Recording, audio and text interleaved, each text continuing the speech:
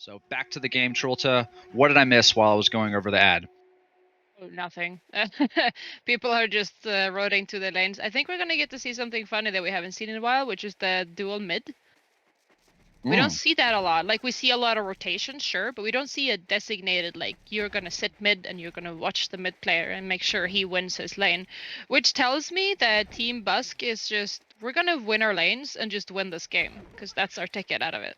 Right, and they're kind of sacrificing the Balfgor on the top lane, so we'll see exactly what kind of rotations or Oh yeah, he's what Doze top. is able to what Doze is able to get done here in the top lane. Just kind of having to play it safe for a good long while, as he kind of already suspects that Forsaken Archer is being protected by one or maybe two heroes in the top lane. But yeah, this decision to run a dual lane has to be because they picked such a monster mid. Bottom. Bombardier. But yeah, bottom lane, Meraxis already running into trouble against Deadwood and Valkyrie. He's trying to juke and jive for the trees, runs through the lane. Valkyrie has a javelin up in 5 seconds. The shield is off cooldown though, so he might be able to absorb it. But in the meantime, a bloodlust in the mid lane from the rotations of Magnus and Geo find a kill onto Glacius, and then Meraxis was not able to make it out from the bottom lane. In fact, so 2 missed kills kind of caught half of each of them. But wow, not even a Maybe our minute into the cameraman. game and 2 kills for each side, so Let's hope not our bad. cameraman is better than us. Yeah, definitely. I can't believe I didn't see that rotation of Magnus and Geo, but We did good on see. them. I mean, I saw them move, but I was like, they're not gonna kill anyone. It's like, Meraxis is taking damage. I mean, it's, yes, Valkyrie got a kill, but I mean, he missed, like,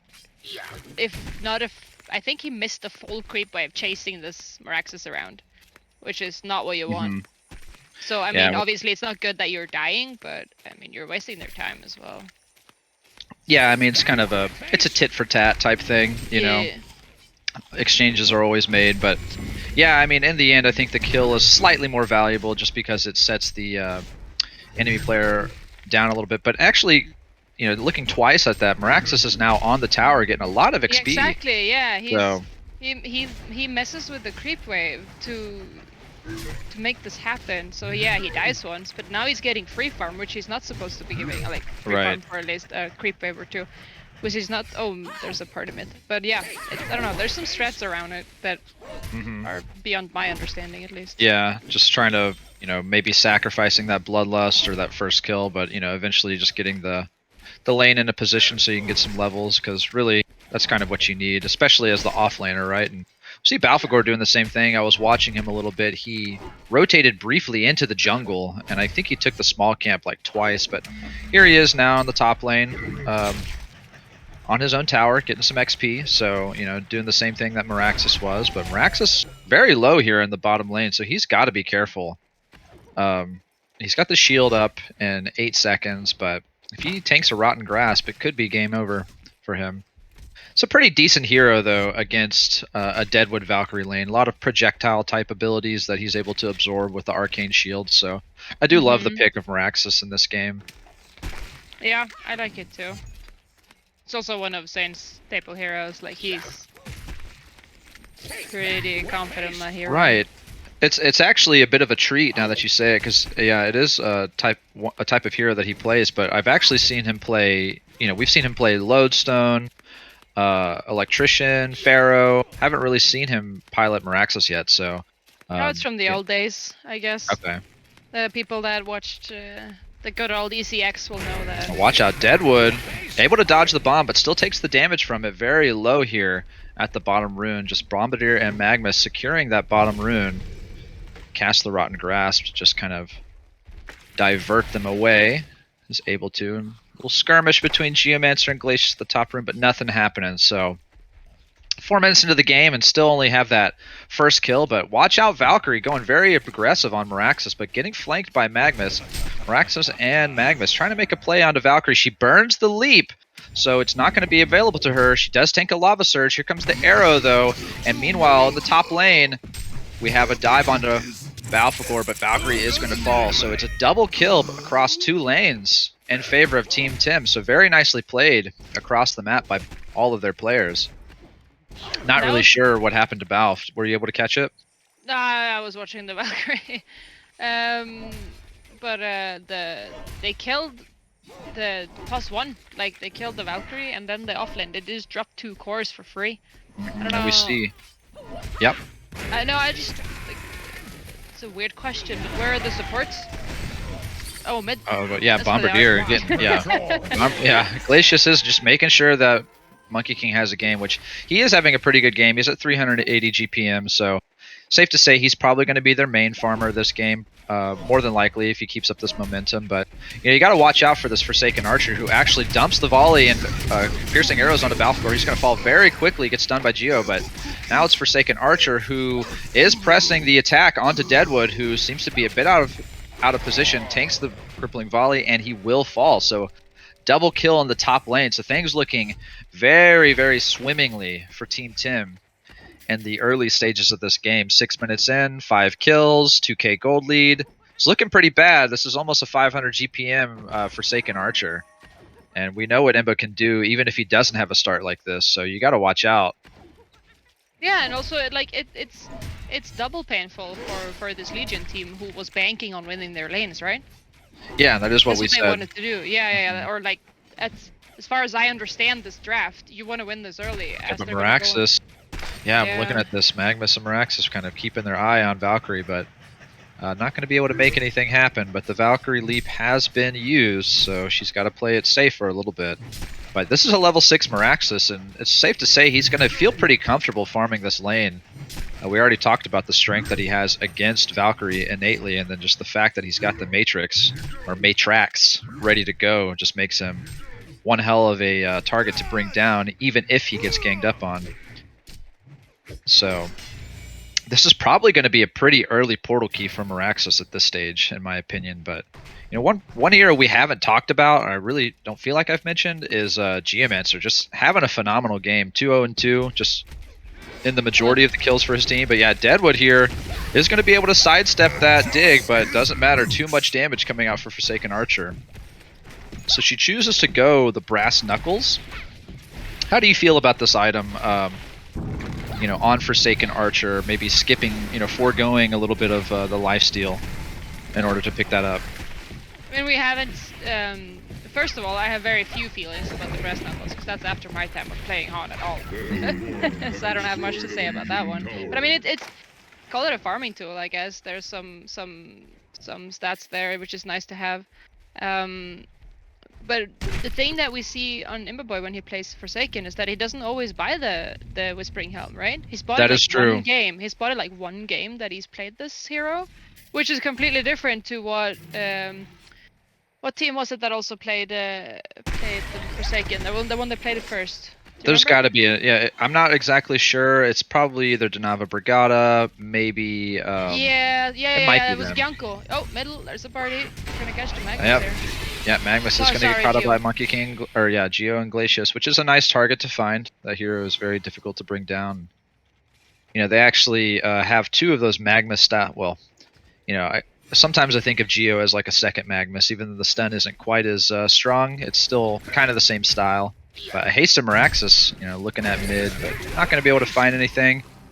Balfagor able to get level 6 here in the jungle. So, despite having a slow start, dying twice, has the levels at least to maybe make a play if a team collapse happens. But Valkyrie just getting swarmed here in the bottom lane. She is able to use the Valkyrie Prism, and there is a Rev Orb, but she's able to walk away from it, Sometimes I'm just surprised to see that they just aren't willing to carry dust. I like when Dutch was like they're allergic to dust. It just has to be like that. Magmus getting gone on. Is able to escape with the Lava Surge, but the Rotten Grasp is going to connect. He is going to fall. And Monkey King is going to take a piercing arrows underneath the tower, but is not going to be able to be finished off. And Bombardier burns everything on Deadwood, but he's going to be the one to get finished off. Maybe he's able to bottle sip up, but gets caught by the Rotten Grasp, and the Tundra Blast is going to finish him off. But here's the stalking Geo. Looking to catch a target, is able to find Deadwood, and then maybe the Glacius trying to keep it coming in hot. Can he make it? He's got a Blood Chalice up. Dig is up in 2-1. He's going to go for it. One more auto attack, not to do it, but the Golden Apple saves the day! Well played by what you got. Excellent, excellent return kill. So it's a 2-for-1 there in the mid lane. Making Oh three man. people move though for a tiny Uh-huh. Geo bug. I like it though. It's fun. Yeah, It's fun. it's not ideal, but you know they're getting something together. You know, it wasn't, you know, they've evened up the kill score at least more or less, but you know they I would say the main thing that they have to be concerned about is this FA. You know, every other hero seems to be more or less under control. You know, Mirax is having a decent time. Yeah, I was about to say the Maraxes, they need to shut down him a little bit. Yeah, Because once when you he get the gets his portal blink, key. yeah, exactly. Mm-hmm. He's Oh, gonna but the be. arrow's going to connect, but you know, Valkyrie needs to be careful here. Leaps away, but He it's a long uses his. cooldown. Yeah, I was about to say he uses his leap very early. Like that killed him on the first gank. He leapt just like, oh, people buy, like what? No, they're gonna catch up to you. Mm-hmm. Patience with that skill, because you only have it once. It's not Dota where you have like 3 charges or whatever it was on the Oh god, Miranda. I don't even know that game's Mid, mechanics anymore. mid. Monkey King, yeah, tanks a lava surge and a bomb. The bomb is on his head. The airstrike is 10 more seconds, so not going to be able to be used. But Bombardier pushing very aggressively. Geomancer's there, flanking from the back, but here comes the hell on Newerth. Going to finish off Bombardier. Geomancer tanking the Glacius ulti, gets finished off by the Tundra Blast, and Glacius once more. He's the man of the hour. Finds the double tap, finally backing away. But the Valkyrie's Prism is active, but Forsaken Archer is here, is able to dump the crippling volley, the piercing arrows, and is enough to finish off. But Glacius kind of in no man's land here in the middle of the river, getting caught by axes. He's so slow, almost certainly going to die here. Here comes the Javelin of Light to try and save the day, but it's not enough. Valkyrie thinking about it, but just, you know, there's 3 there, Valkyrie. I'll throw an arrow and pray. That's all Right. I got. And Deadwood, you know, oh, here's Deadwood. He actually was spotted, yeah. So here's 3 heroes on top of it. He wanted to punch somebody, but he's going to end up killing, and it's a hat trick for Boy on Forsaken Archer. Now 6-0, level 11, 11 minutes. This is looking, dare I say, fairly grim for Busk No GG at the moment. Geomancer able to just do a little cheeky rune steal here at the top rune. Ruins Monkey King's day. So, you know, what does Busk No GG have at this point? You know, they're dealing with this near 600 GPM Forsaken Archer, who's got the full farming setup basically. He's got 4 charges on the knuckles. You know, 1 more for the great movement speed bonus. And you're actually kind of right. It is like a combat item, but it's a great farming tool, right? Especially for a hero like FA, who's got the innate farming utility of split shot. You know, that's when it's fully charged, it's an extra 30 damage. And then he So, bought the Whispering Helm just to taunt me, because, you know, he doesn't usually buy that, and then right. he buys it. No, but it's one of the things that Busk CG has to struggle with is they don't have the ganking ability that Team Tim is sitting on. Like, Right. like they're gonna make a move here and probably get a kill because I just said that, but the point is that their setup is so different.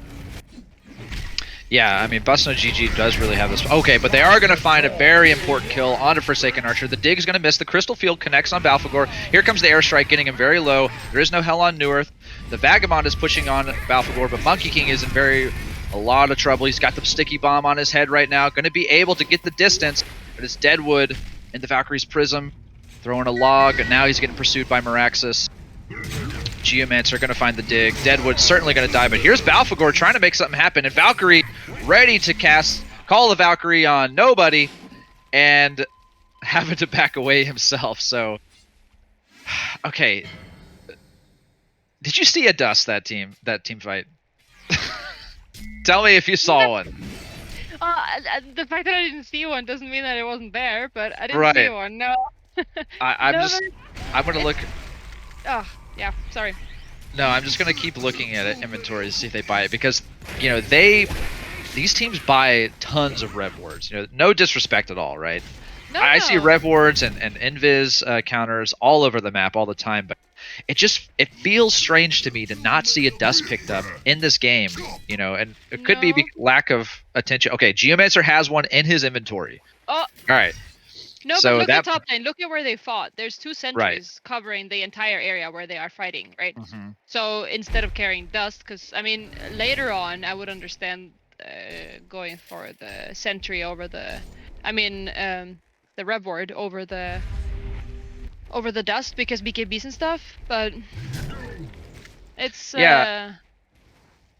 I would like to see them have dust anyway. Like, I get it. I get your point for Smoke, sure. Glacius, and Monkey King maybe getting into trouble here. There's a lot of players from the Hellborn side there looking to make a They're play on so the Forsaken, ready. but here is Magnus is going to be able to connect the stun, and then Monkey King is just going to be dead to rights here. Glacius burning the port, knowing that all the stuns are down, so Monkey King trying to make a play, but just not able to just getting, counter ganked there. They were ready, unfortunately. They knew that. They knew that was coming. They were like, they're gonna come up here, just sit and wait, and then we kill them.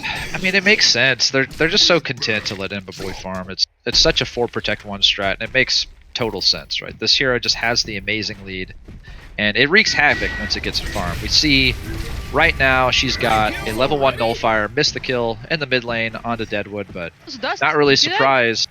Yeah, I told you Geomancer's got it. Geomancer's got it. I'm surprised to not see it on the side of Busno GG because they are going against Magnus and Geomancer, right? Yeah, you're right. That's true. Oh no. Yeah. But item pickups, very important portal key pickup on Meraxis. I'm not sure if that was the entrance of the portal key into the game there, but it was able to pick up that kill on Deadwood, probably because of it. And it's a big item. They have to be really careful. Perpetual cogwheel going. Okay, Bombardier getting caught out in the Hellborn jungle. I think he's got Spell Shards 1 at the moment. Valkyrie, big kill for Team Tim on that one. 4 heroes in the bottom lane looking to push this tier 2 tower maybe, or just run into the jungle. Gonna let Forsaken Archer solo push it while the other 3 are out for blood going into the mid lane. So using kind of the posturing of FA here in the bottom lane to their advantage, but deciding not to go for Monkey King and Deadwood, which is a little surprising. I feel like they could have actually killed Monkey King very quickly between those 3 heroes. Saw everybody on the Hellborn team bottom, and they're like, huh, just grab this bomb. Because the Legion team takes pickoffs, right? They do that quick, but if they meet more than 3 people, they're not going to fight that. It's not going to be a good fight for them. No, we've already talked about how they kind of lack that. Stuns, right? So they lack the AoE control. They have AoE damage, but they lack AoE control. So yeah, exactly. Like Meraxis can stun 5 people, Forsaken can stun 5 people. Oh, Monkey King just gonna get picked off again here in the mid lane. No chance, but Meraxis is here, but doesn't have enough mana for the Matrix. Stun connects onto Glacius. A big fight. Geomancer with the 3-man stun. The Crystal Field. Balfagor wants to use the ultimate, but is not able to get it off. But Bombardier uses the airstrike, but it basically misses. Valkyrie getting stunned out by Magnus and finished off by Geo. But that was a pretty good team fight for Busno GG, all things considered. I mean, they got the FA. It was 3 for 4, but FA is such a high value target that picking her off, or at least getting her. They killed all the cores, right? Right. So like, yes, they lost the fight, but as you said, like, considering how they're looking, there's 4 Revorts mid. Like, they don't need dust. Yeah, it's actually kind of. No, but I like how they're stacked on each other. Like... Yeah. I think everyone just placed one. Like, instead of buying the dust, they're just like, I got a Revort. It's like, I got one too. Right. But no, it's good kills for them. It's a means to an end, because even though they lost the fight, there's nothing the winning team can do about the fight, because only their supports are alive, and those 2, the Geo and the Mag, can't like push towers alone. Right, but we see that Geomancer actually has a portal key now, so the second portal key pickup on the side of Team Tim, which is, it's going to be a pretty big boon for them, having both of those long distance initiation abilities at their disposal. And clearly Magnus is trying to make progress towards his own, but only about a third of the way there, so still going to have to wait. But FA still having a good game despite dying there and smoking near the mid tower, so trying to wait for something to happen and then maybe pouncing in after the initiation has been completed. But she's clearly going for Shrunken Head on her side as well, which is going to be fantastic if she's able to get it with good timing. And Bombardier is going to go hard on Bombardier. Bombardier is almost dead. Hell on Newerth connects. Balfagor is in the fray, takes the Crystal Field. Glacius in a lot of trouble as well, but he's pushing forward, puts the Tundra Blast out Forsaken Archer uses the grip to find Glacius. The crippling volley comes out. Here comes Magnus with the line stun. No, it's the Ice Imprisonment. Valkyrie, Glacius trying to use the ultimate in the trees, but not able to finish it off for very long. Geomancer running away. The Valkyrie's Prism is activated. They are on the pursuit. The Geostalk is revealing them through the fog. Deadwood trying to push forward, running over that Rev Ward. And Geomancer taking a pause here. Deadwood going to be able to find it. Geomancer able to blink away, not going to be able to be finished off. Well played by Taipei there. Able to get away. Just to laugh at that one, that was just comical. Which one? The whole thing there, the arrow misses, the guy blinks out, and the monkey jumps the wrong way. It's just... Well, it's just to... the frustration to get in there, but just wants to get in, and then someone misclicks, and it just looks weird. Like, yeah, the more I look at this... Yeah. Mm-hmm. No, I understand what you're saying, and it just goes along with kind of what I'm thinking. The more that I look at this Legion draft, I just feel there's a steep disadvantage, you know, especially against two support heroes like Geomancer and Magnus, right? Like, yep. Geo and Magnus are the main supports for Team Tim, and they are hard to kill, right? Yep. So slippery, and they just don't have the tools outside of the Ice Imprisonment, say, or perhaps like, you know, a well-placed Javelin or a Rotten Grasp to be able to control those heroes. And, you know, when you're not able to find the easy kills, Meraxis pops the Matrix, is going to follow up the stun with Geomancer, the Crystal Field, and Monkey King just gets demolished off of this map.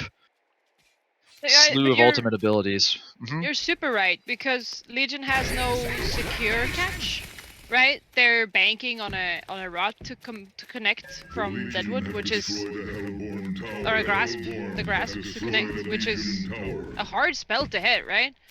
Doesn't matter it's certainly not guaranteed. It's hard to hit. So, and then contrast to that, you have Meraxis on the Hellborn team, who is not only able to make sure that he has a much more secure of a stun with his blink stun, but he also has follow-up. Right. From every single hero on his team.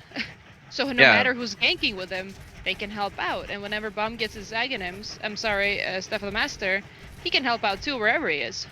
Yeah, and Bombardier has the, on top of the spell shards, he actually has a blink of his own, and I just saw the finished Shrunken Head on Forsaken Archer, so this is, you know, though Busk no GG, certainly not out of it yet. No. So an uphill climb for them. I mean, down 9k gold. They're just lacking some items, and honestly, you know, they're going to want to blink on Deadwood to get things going for them. Maybe even a blink on Balfagor after he finishes Staff of the Master. I mean, we'll see if they're able to get a Staff of the Master on Balfagor. It will be a very big deal for them. It alters that ulti so much. The Meraxis Illusion going to be able to bait out some spells and reveal the position. Glacius, the frontliner here, lands a pretty big Tundra Blast, but he's got to be careful. Geomancer able to catch Balfagor, but is it the target they want to go on? Can they drop Balfagor before he uses Hell on Newerth? Yes, they will. And Monkey King also very, very low in the back lines. Deadwood taking a lot of heat, being pursued by Geomancer and Forsaken Archer. Going to be falling here. It's a 3-for-0 kill exchange for Team Tim rather. Almost called them Team No Tim. But yeah, Forsaken Archer just, you know, coming over here to the Hellborn Ancients, looking like she's going to farm that on top of doing the Kongor. So they're going to be able to get a Kongor kill, and it doesn't feel like Busk no GG has any path to being able to complete their own, at least in a timely manner. So this is going to be at least a 1 Kong advantage for Team Tim, if not a potential token, if they're able to. Can't they just cross over and take the other one? Well, they're certainly going to have to heal, but and they've only got what, 3 minutes to do this, so. I mean, like, taking Kong is one thing. Facing the opponent team in the Kong pit is a different thing, and they have no spells to do so, which means they probably can't do it. They have Geos and FA's ult, the Meraxis ult, but you kind of need the Magus one, which is the one with the big cooldown. They have time. I mean, they might try. Yeah, you know, they've got about a minute on Magnus's ulti, so maybe they might just be choosing to prioritize farm. I mean, I think this is the play that I would do. Here they come. Yep, here we go. A fight brewing here in the mid lane. Meraxis going to find Deadwood. Deadwood going to fall very quickly. A lot of big cooldowns burned for it, though. But Balfagor is trying to get in the middle here, but just not able to get that Hell on Newerth out before he falls. and it's a 2-0 again. Forsaken Archer pushing forward. Here comes Bombardier, going to be able to find the Glacius. The Bound Eye is up on Meraxis, and Crippling Volley is going to ensure Glacius' death here. So Glacius, unfortunately, going to fall, and it's a 3-0 again as they set their eyes on Kongor and potentially the token. GPM 700 for Forsaken Archer. Yeah, almost. 670 is pretty baller, and there's the Kongor kill. Yeah, yeah, I don't know how Legion gets out of this, because if they had like a monkey carry who could build up to something great, but he needs to get so close, and there's no way of him to get close to that Forsaken or the Bombardier or anything, because he just gets stunned. He has no BKB, he has nothing. They have no tools, as you called it. Right. Yeah, I mean, it seems like they did okay in the mid. You know, the only lane that had anything happen for them was the mid lane. Their dual lane, Glacius, Monkey King mid, but unfortunately, that just wasn't able to propagate into anything, you know, particularly useful for them in the long run. Forsaken Archer taking over the Ballista for the high ground siege. You love to see that. Meraxis tanking. It's just FA here in the front lines with that token, just raining down arrows on this defense tower. Fortification has to be used, waiting for that next creep wave. And this is almost certainly going to be a broken tower. Busno GG has to make a move, and I mean, how do they carry it out? They just have no initiation here. Team Tim just going to wait for everything.